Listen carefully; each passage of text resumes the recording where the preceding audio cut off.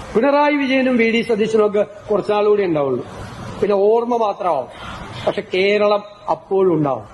നമ്മുടെ മക്കളും നമ്മുടെ കൊച്ചുമക്കളും, അവരുടെ നാടാണ് കേരളം.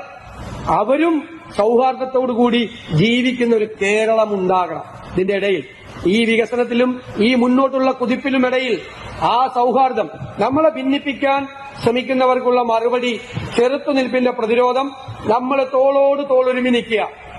ഒരു കളിക്കും കൂടെ വരണ്ടെന്ന് പറയാം. ഒരു കളിക്കും, ഒരു രാഷ്ട്രീയക്കാരനും വരണ്ട, ഒരു മതമേധാവിയും വരണ്ട. ഞാൻ വിചാരിക്കുന്നത് കേരളം സെക്യുലറാണെന്നാണ്.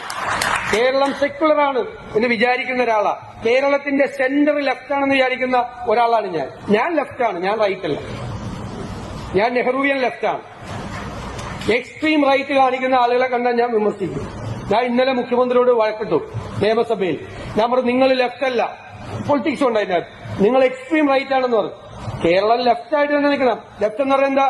പ്രോഗ്രസീവ് ആകണം, പ്രോഗ്രസീവ് തിങ്കിങ് ഉണ്ടാവണം.